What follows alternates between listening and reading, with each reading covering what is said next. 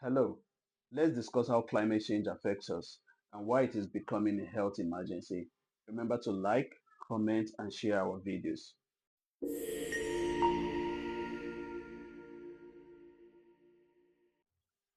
Climate change is no longer just about melting ice caps.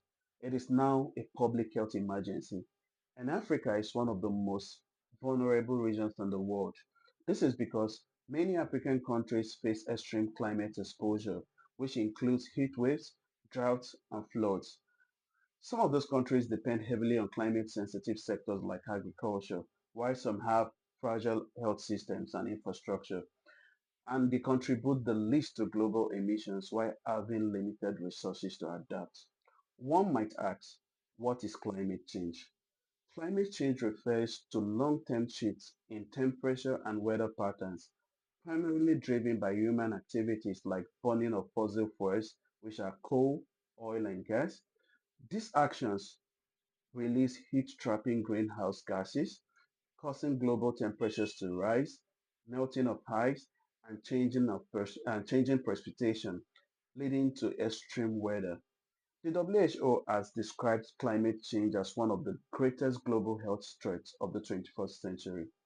According to the World Health Organization and the Intergovernmental Panel on climate change is already increasing heat-related illness, flood-related infections, malaria transmissions, food insecurity, and waterborne disease.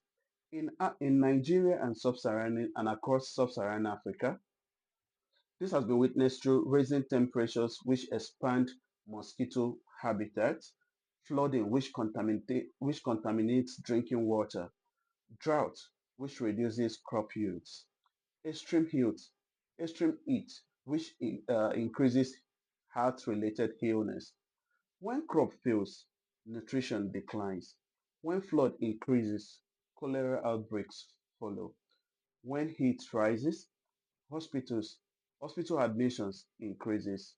Climate change doesn't just change weather, it stresses hospitals, it weakens communities, it increases inequality. Now let's talk about this.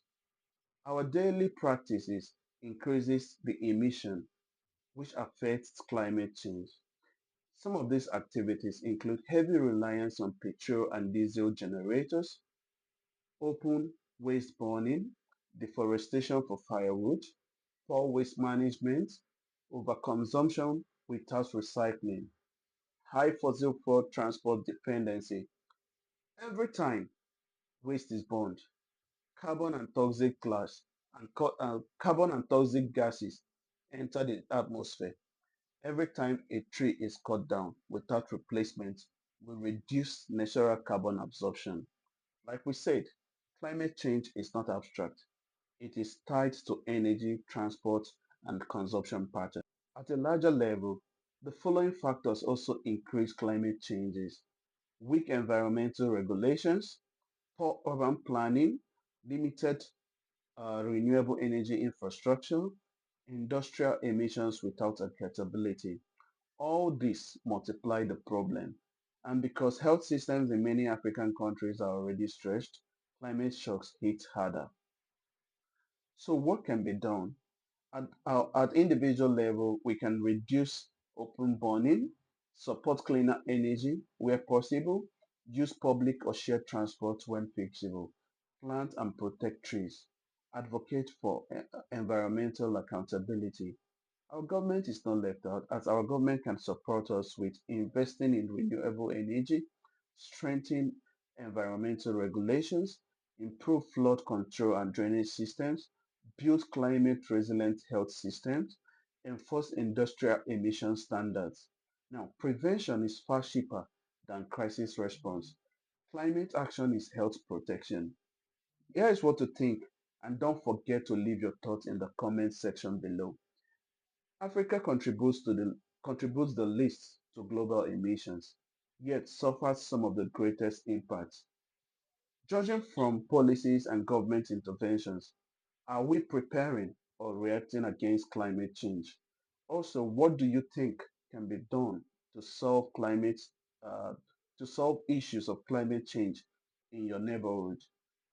Drop your opinion in the comment section below. Until next time, stay informed, stay safe. Remember to comment, like, and follow us.